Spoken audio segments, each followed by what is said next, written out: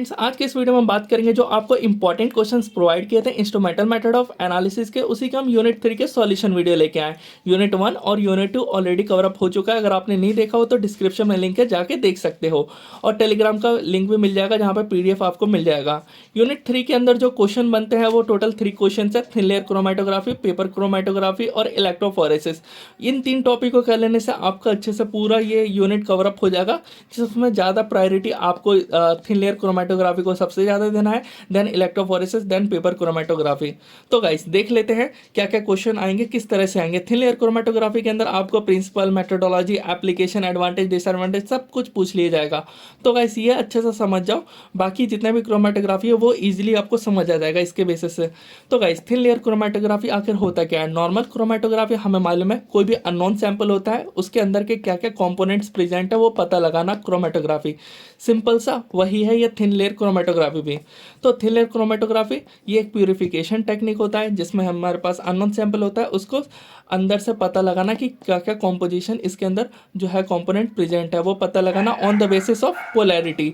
अब पोलैरिटी के बेसिस पे पता लगाना कैसे, वो अभी मैं आपको आगे ले जाकर दिखाऊंगा। जब हम आर वैल्यू निकालेंगे तब आपको और अच्छे से क्लियर होगा।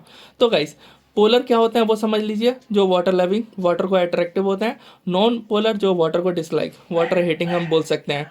प्रिंसिपल, जितने भी क्रोमेटोग्राफी होते हैं ना वो 2 प्रिंसिपल पे काम करते हैं। एक हो गया एडजॉर्प्शन, गाइस थोड़ा सा नॉइस हो रहा है उसके लिए सॉरी। और दूसरा है पार्टीशन। जितने भी क्रोमेटोग्राफी होंगे, अगेन बोल रहा हूँ मैं, इन 2 ही प्रिंसिपल पे बेस करते होंगे और कुछ इन दोनों पे ही बेस करते होंगे। कैसे वो आपको बता देता हूँ। तो गाइस अगर हमारा स्टेशनरी फेस, मोबाइल फेस 2 हम लेते हैं हर एक क्रोमेटोग्राफी में। स्टेशनरी फेस अगर हमारे पास सॉलिड हुआ तब उस टाइम पे हम क्या करेंगे, एडजॉर्प्शन क्रोमेटोग्राफी होगा। अगर हमारे पास 2 लिक्विड है, मतलब लिक्विड हुआ स्टेशनरी फेज ही, तो उस टाइम पे हमारा पार्टीशन कोफिशिएंट लगेगा। और कुछ क्रोमेटोग्राफी में स्टेशनरी फेज हम दोनों ही यूज़ करते हैं, इस वजह से दोनों ही को फॉलो किया जाता है। तो गाइस अब हम समझ लेते हैं इसका प्रिंसिपल। इसके प्रिंसिपल के अंदर हम लोग जो स्टेशनरी फेज यूज़ करेंगे वो सॉलिड होगा, इस वजह से एडजॉर्प्शन क्रोमेटोग्राफी पे ये फॉलो करता है। और जो सैंपल के कंपाउंड्स, जो हमारे पास अननोन सैंपल है, अगर वो पोलर नेचर के हुए, मतलब कि अगर पोलर नेचर नहीं, जो स्टेशनरी फेज का जो नेचर है उससे अगर अट्रैक्ट होने लग गए तो वो स्लो ट्रैवल करेंगे। बट ऐसे सैंपल के अंदर जो कंपाउंड्स प्रेजेंट है वो स्टेशनरी फेज की तरफ अट्रैक्ट नहीं होंगे, कम अट्रैक्ट होंगे, तो वो दूर तक ट्रैवल करेंगे। ये ट्रैवल कर रहे हैं ना, उसी समय पता चलेगा कि आखिर वो कौन से कंपोनेंट्स है, वो अभी आप देखोगे। उसके बाद फाइनली हम आर वैल्यू से उनको कैलकुलेट कर लेंगे। मेथोडोलॉजी अब देख लेते हैं। मेथोडोलॉजी के अंदर आपको ये 5 चीज़ें चाहिए। एक TLC प्लेट, स्टेशनरी फेस जिसमें हम सिलिका का यूज़ करेंगे, मोबाइल फेस जो कि सॉल्वेंट मिक्सचर हो सकता है, ऑर्गेनिक सॉल्वेंट हो सकता है, TLC चैम्बर चाहिए, विजुअलाइजिंग एजेंट चाहिए लास्ट में विजुअल होने के लिए, अगर वो हमें नहीं दिख रहा होगा अपने नेकेड आई से। तो स्टेप 1 में क्या करना है, स्टेप 1 में आपको TLC प्लेट को इसके अंदर रेडी करना है। बाकी में पेपर क्रोमेटोग्राफी में पेपर का यूज़ करना है, बट इसमें हमें बनाना पड़ेगा। बनाने के लिए आपको सिंपल से एक ग्लास लेना है, उसके ऊपर सिलिका जेल को अप्लाई कर देना है पतले से लेयर में, अबाउट 0.25 mm थिकनेस से, और थिन लेयर होगा, जिसकी वजह से सूखने के बाद ये कुछ ऐसा दिखेगा आपको। अब उसके बाद स्टेप टू में आपको जो ये TLC प्लेट दिख रहा है ना, नीचे की साइड में एक लाइन मार्क कर लो, जो कि हमारा बेस लाइन होगा, और यहीं पे हम सैंपल को रखेंगे। उसके बाद फाइनली ये क्या बन गया हमारा, ये बन गया हमारा स्टेशनरी फेस। और जो दूसरा है वो मोबाइल फेस, उसके अंदर हम पुट करेंगे। उसके बाद ही ये सैंपल ऊपर की साइड में ट्रैवल होना स्टार्ट करेगा। तो वो अभी मैं आपको अच्छे से समझा देता हूँ। स्टेप 2 कंप्लीट हो चुका है, आते हैं स्टेप 3 पे। स्टेप 3, जो TLC प्लेट हमने अभी रेडी किया है उसको प्लेस कर देना मोबाइल फेस। मोबाइल फेस आप ये देख रहे हो, जिसके अंदर ऑर्गेनिक सॉल्वेंट या फिर मिक्सचर है, मिक्सचर का बना हुआ रहता है। और इसके बाद हमारा जो सैंपल अभी हमने रेडी किया है TLC प्लेट को, उसको इसके अंदर हैंग कर देना है। एक तरह से लटका टाइप का होगा, लटका देना होगा। और यहाँ पे जो ये लाइन देख रहे हो ना, ये लाइन टच नहीं करना चाहिए अंदर की साइड आपका जो मोबाइल फेस है उससे, अदरवाइज वो फिर ऊपर की साइड मूवमेंट नहीं होगी। तो गाइस जो हमारे पास ये पूरा रेडी हो गया, उसके बाद TLC चैम्बर के अंदर डाल दो, क्लोज हो जाएगा। क्लोज होने के बाद कैपिलरी एक्शन द्वारा जो ये सैंपल हो गया या फिर जो यहाँ पे हम मोबाइल फेस लिए हैं वो ऊपर के साइड में ट्रैवल करने लग जाएंगे कुछ ऐसे। तो जो यहाँ के थे वो ऊपर आने लग गए। अब ये कौन कंपाउंड ऊपर गया है कौन नीचे है वो कैसे पता चलेगा। तो वही तो हम टीएलसी में कर रहे हैं कि जो कंपाउंड ज़्यादा पोलर हुआ, मतलब कि यहाँ पे आप अच्छे से समझो पोलैरिटी के बेसिस पर टीएलसी में कैसे डिस्टिंग्विश कर रहे हैं हम लोग। तो गाइस जो ज़्यादा कंपोनेंट जो अननोन सैंपल के अंदर प्रेजेंट है वो अगर पोलर नेचर का हुआ तो हमारा सिलिका भी हमें पता है पोलर नेचर का है। पोलर पोलर अट्रैक्ट यानी वो एकदम पास में आ जाएंगे, मतलब ज़्यादा दूर तक ट्रैवल नहीं होगा। बट वहीं पे नॉन पोलर वाला जो होगा ये पोलर वाले होगा, जो नॉन पोलर वाला होगा जो अट्रैक्ट नहीं करेगा हमारे स्टेशनरी फेस से, वो एकदम दूर तक जाएगा, एकदम दूर तक ट्रैवल करेगा हमारे इस सैंपल से। तो गाइस यही मेरे को आपको बताना था, लेस वाला दूर तक करेगा। अब ये कैलकुलेट कैसे करेंगे तो वही मैं आपको बताना चाहता हूँ यहाँ पे आर वैल्यू में। बट उससे पहले ये हमें दिख जाएगा जो ये ट्रैवल हुए हैं अपने नेकेड आइज से, अगर वो कलरफुल हुए तो, नहीं तो विजुअलाइजिंग एजेंट डाल के हमें देखना पड़ेगा। तो ये आपका क्लियर हो चुका मेथडोलॉजी। और उसके अंदर बस ये बच गया था आर वैल्यू को कैलकुलेट कैसे होगा। तो डिस्टेंस जो ट्रैवल किया हमारे सॉल्यूट ने और जो डिस्टेंस ट्रैवल किया है सॉल्वेंट यानी मोबाइल फेस के मॉलिक्यूल्स ने, तो गाइस इससे हमारी आर वैल्यू निकल जाएगी उस कंपाउंड की जो जैसे कि यहाँ पे चार थे ना, 1 2 3 4, इसका अलग आर वैल्यू, इसका अलग, इसका अलग, इसका अलग। तो हर एक कंपोनेंट का अलग आर वैल्यू होता है और वो आर वैल्यू रेफरेंस लिस्ट से मैच करो और पता कर लो।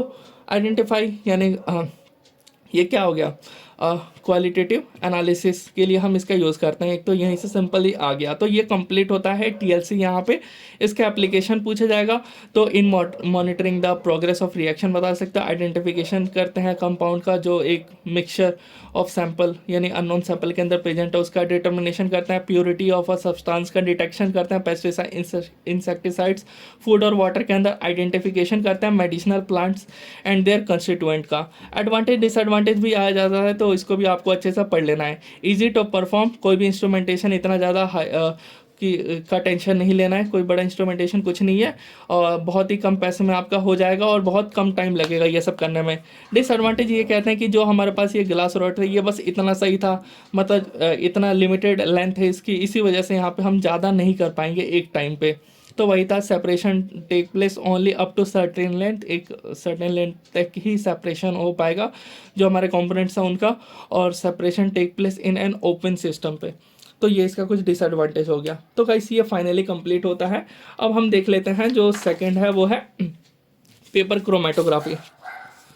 तो गाइस इसको रफ करते हैं। Paper chromatography describe the principle types and application of paper chromatography. देखो गाइस मेथोडोलॉजी ऑलरेडी बता चुका हूँ, सेम वही चीज़ें हैं। मोबाइल फेस के अंदर आप जो बना हुआ है आपका उसको मोबाइल फेस के अंदर डालो और वो कैपिलरी एक्शन द्वारा ऊपर के साइड में चला जाता है। तो गाइस इस वजह से वो ट्रैवल करने लग जाते हैं, बस वही समझो और कुछ नहीं।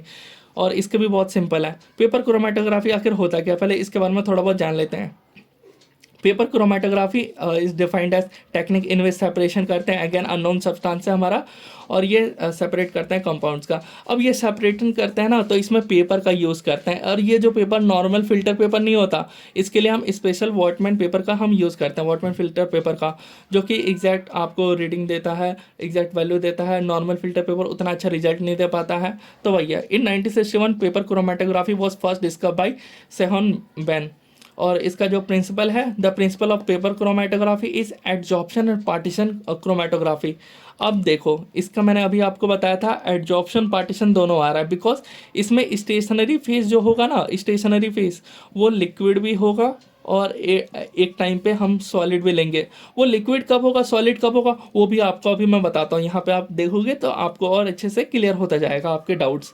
तो जो हम फिल्टर पेपर लेंगे ना, तो फिल्टर पेपर आपको पता ही है, वॉटमैन फिल्टर पेपर ले रहे हैं, तो इसके अंदर ना एक कैपिलरी जैसा बना हुआ होगा, यानी यहाँ पे चैनल्स बने हुए रहते हैं। इसके अंदर वाटर प्रेजेंट होता है इस पेपर के अंदर ऑलरेडी, जब आप मार्केट से खरीदोगे तो।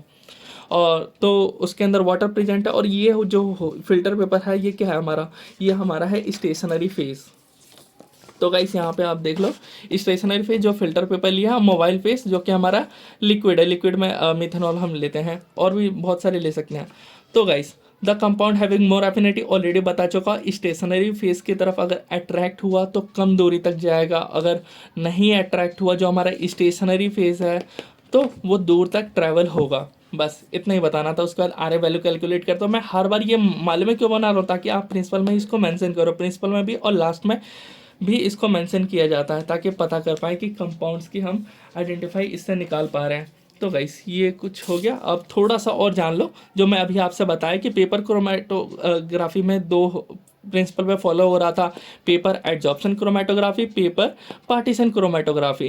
तो जो पेपर एडजॉर्प्शन हम क्यों ले रहे हैं, बिकॉज जो हमारा फिल्टर पेपर था ना, फिल्टर पेपर के ऊपर अगर हम लोग यहाँ पे सिलिका जेल या फिर हम लोग एलुमिना अप्लाई कर देंगे तो वो जो स्टेशनरी फेस हमारा बनेगा वो एक तरह से सॉलिड हुआ, यानी जो अंदर हम देख रहे थे वाटर टाइप का, वो इस वाले में होगा।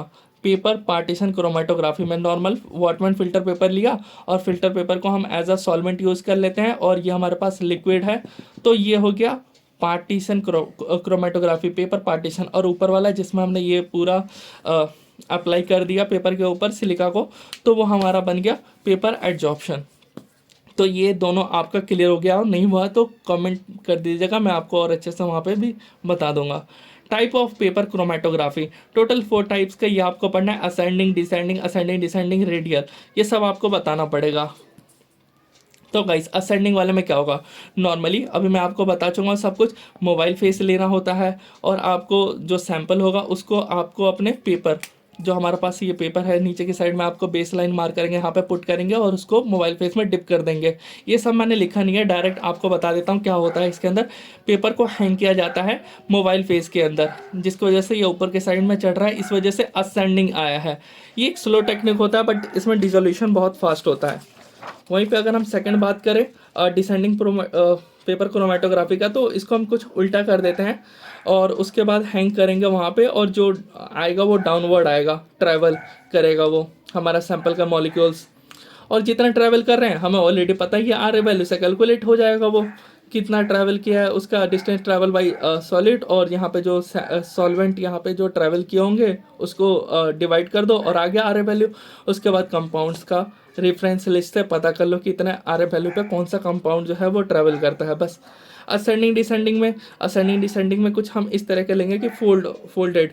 तो जो ट्रैवल होगा हमारे पास ये क्या है, पेट्रोडिस, अंदर हमने मोबाइल फेस और ये हमारा पेपर, और यहाँ से स्टार्ट हो रहा है ट्रैवल करना जो सैंपल का मॉलिक्यूल से, पहले अपने एकदम हायर लिमिट तक जाएंगे, उसके बाद क्या होगा वो ट्रैवल करेंगे नीचे तक।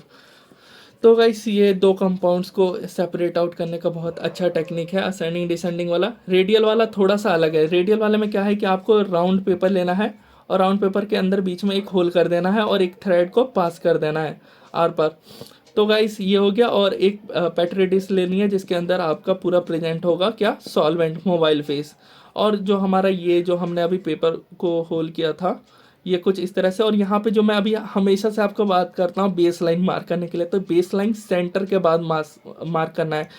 तो जो मोबाइल फेस है वो ट्रैवल करेगा थ्रेड से और यहाँ तक आएगा, उसके बाद फाइनली हमारा जो सैंपल हमने ये बेस लाइन के अंदर रखा था वो ट्रैवल करेगा इतनी दूरी तक। तो वही मैंने आपको बता रखा है, इसमें 3 से 4 पार्ट आपको मोबाइल फेस लेना है और ये करता है, ट्रैवल करता है। और आर ए वैल्यू हम कैलकुलेट कर लेंगे, वो आप लिख सकते हो, मेंशन कर सकते हो। मुझे आइडिया देना था, मैंने आपको अच्छे से आइडिया दे दिया, वो आप क्वेश्चन को देखोगे उसके अकॉर्डिंग आप वो सब बता देना।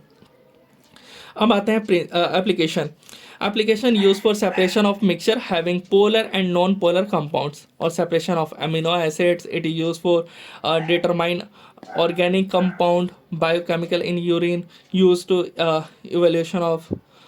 Evolution of inorganic compound like salt and complex. ये कुछ इसके एप्लीकेशंस थे। अब एक टॉपिक बच गया, वो है इलेक्ट्रोफोरेसिस। तो गाइस इलेक्ट्रोफोरेसिस के लिए अभी मैंने प्रॉपर जो है वो नोट्स नहीं बना रखे हैं, बट आपको आइडिया दे देता हूँ इलेक्ट्रोफोरेसिस होता क्या है, अच्छे से आपको समझ आ जाएगा। फोरेसिस, तो इलेक्ट्रोफोरेसिस 2 वर्ड से मिलकर बना है। इलेक्ट्रो मतलब इलेक्ट्रॉन्स, प्रोटॉन्स, ये आ गए, मतलब दोनों आ गए, पॉजिटिव नेगेटिव दोनों चार्ज, कैथोड एनोड। और फोरेसिस मतलब सेपरेशन करना, तो मतलब हम लोग सेपरेशन करते हैं। क्या सेपरेशन करते हैं, तो जो हमारे बॉडी के अंदर बायोमोलिक्यूल्स है, जैसे डीएनए हो गया, आरएनए हो गया, प्रोटीन्स हो गए, इन सबको सेपरेट करने का ये इलेक्ट्रोफोरेसिस से करवाता है। इसके अंदर आप देखोगे ना तो एक कैपिलरी वाला है, वो बहुत ज़्यादा इंपॉर्टेंट है, वो एग्जाम में भी आता है। तो कैपिलरी वाले में क्या है, उसका इंस्ट्रूमेंटेशन मैं आपको नोट्स में वैसे मेंशन कर दूंगा, आपको बता देता हूँ। हम क्या लेंगे, 2 रिजर्वॉयर लेंगे, एक पॉजिटिव और ये रहा हमारा कैपिलरी, और ये रहा हमारा नेगेटिव। दोनों सेम साइज़ के होंगे, डिफरेंस नहीं होगा। और यहाँ पे अंदर की साइड में चार्जेस होंगे, ये नेगेटिव चार्ज होंगे ओनली, पॉजिटिव नहीं होगा। हम अपना सैंपल इसके अंदर डालेंगे, जैसे कि आपको जो भी सेपरेट करना है तो वो हमने सैंपल इसके अंदर डाल दिया। सैंपल डालने के बाद उसके बाद हम लोग क्या करेंगे, वोल्टेज को अप्लाई करेंगे। जैसे 20 वोल्ट हमने अप्लाई किया तो गाइस आपको पता है नेगेटिव नेगेटिव डिस्ट्रैक्ट करेंगे तो वो जाएंगे इधर की तरफ। जो सैंपल पॉजिटिव चार्ज वाले हैं वो इस साइड आएंगे और नेगेटिव चार्ज वाले इस साइड आएंगे, अट्रैक्ट होंगे एक दूसरे के अपोजिट में। तो गाइस जो हमारे तो क्या होगा कि 20 वोल्ट जब हम देंगे तो जितने भी नेगेटिव चार्ज वाले होंगे वो बहुत जल्दी जल्दी माइग्रेट करेंगे। तो अंदर जो हमारा सैंपल है अगर वो नेगेटिव चार्ज है तो बहुत जल्दी से एकदम फास्टली हम बोल सकते हैं कि कुछ ही टाइम में वो सारे के सारे ट्रेवल कर जाएंगे। उसके बाद 20 वोल्ट से हम क्या करेंगे, बढ़ा देंगे, जिसकी वजह से जो अब पॉजिटिव वाले हैं वो भी अपना शिफ्ट हो जाए, जो नेगेटिव की तरफ है अट्रैक्ट हो जाए। तो इसी तरीके से हम लोग सेपरेशन करते हैं इलेक्ट्रोफोरेसिस के अंदर, कैपिलरी के अंदर। तो गाइस आई होप आपको आइडिया लग गया है क्या क्या बताना है आपको। तो गाइस यही सारी चीज़ें आपको बतानी है। तो आई होप आपको ये वीडियो अच्छा लगा। वीडियो अच्छा लगा तो इस वीडियो को अपने दोस्तों के साथ जरूर शेयर करें। नोट्स आपको मिल जाएंगे, देखो यूनिट 2 तक के नोट्स आपको तुरंत मिल गए थे। कल तक मैं कोशिश करूँगा आपको यूनिट 3 के भी अपलोड कर दूँ टेलीग्राम पे। तो गाइस चैनल को सब्सक्राइब करना मत भूलना, अपने दोस्तों के साथ शेयर करना मत भूलना।